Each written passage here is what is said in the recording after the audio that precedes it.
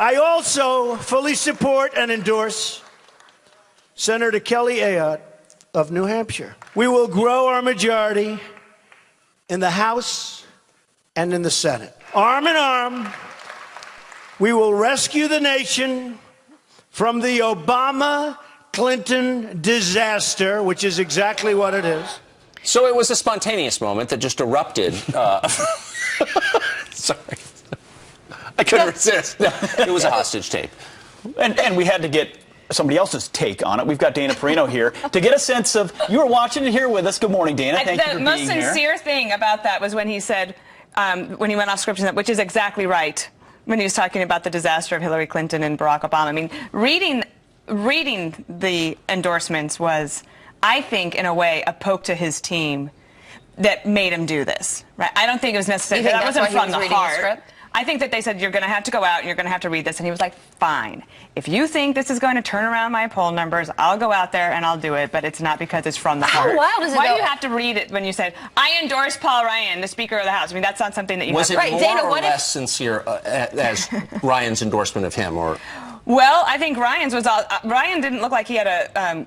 someone was holding a gun to his head. He was holding his own gun to his own head when he was doing it. So it is, obviously this has not been easy for anyone. This is a good moment for Republicans if you think this is going to help. I actually think that Trump endorsing Paul Ryan in Wisconsin helps Trump more than it helps Ryan. Ryan doesn't need his help to win re-election in his district, but Trump needs Ryan's popularity in Wisconsin if he has a hope and a prayer of winning Wisconsin, which he could if he drove home some messages. Do you feel like this is a pivot point? Does this unify? Does it create an opportunity for Trump? Because the criticism has been, you're shooting inside your own tent. You got to be focusing on Hillary Clinton and her policies. Does this allow him to do that? This is what I think. I think all of this stuff is very interesting for us because we follow politics all the time. People aren't necessarily, they're Kelly Ayotte, they never heard of her, even though she's a great senator out of the state of New Hampshire, but she's down now this week, and part of that is because the Republicans are not performing as well on the national ticket.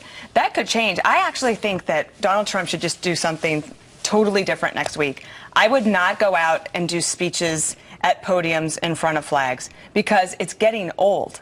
I think he should go out and like maybe go to a mine, go to somebody's house for dinner, like actual sit down there, let the press come in for a few minutes, but actually go out in the world and see things rather than doing these rallies. It seems like he gets so much energy out of Twitter and out of these rallies, though. I mean, what if he did start to run more of a traditional campaign like Hillary Clinton and running more ads and working on the ground game? Is that something that would work for him? Well, part of that is money, all right? And they had a good July, but it takes a while to get money translated into grassroots activity or ads. If I were the campaign, I would say, look at the states that they need and ask the people who are on the ground in those states, what do you need from the campaign? If you need radio advertising, if you need people, we will try to provide that for you now that we have more resources. What if he did what Hillary's doing and did no interviews at all and just issued a series of statements, either directly or through an army of surrogates, explaining what he believes and let the campaign... And let the visuals... but I think that he has to do something visual.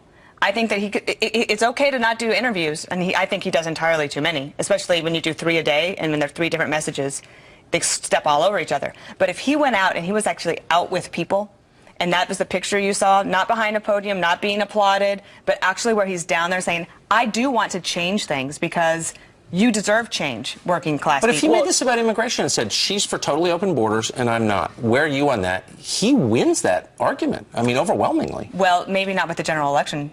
I mean, he does with Republicans. That could help his numbers with Republicans. I don't think. I mean, every poll I've seen shows that people are for some border controls. But I think that's not in question. I don't think anybody. Well, she said disagrees she's not with that. deporting anybody who hasn't committed a crime. Who hasn't committed a crime? Well, why would you deport somebody who hasn't committed a crime? Well, people, that means that anyone who comes here without a felony record because it is a crime stay. not to be here legally. It depends. Well, then it gets to the whole point of those who have been here for 10 years living in the shadows. Do you deport them or not? Republicans, at least Donald Trump, would say yes. Hillary Clinton would say no. Well, to the other side of that argument, I mean, she also wants to bring 6 times the number of Syrian refugees in that even Barack Obama does. But this week, Donald Trump had a difficult week, but Hillary Clinton did too. I mean, she's having to explain for these emails time and time again, first to our own Chris Wallace, then again at a faux press conference yesterday. This is what she had to say about that email scandal, and we're going to get you, Dana, to react to that.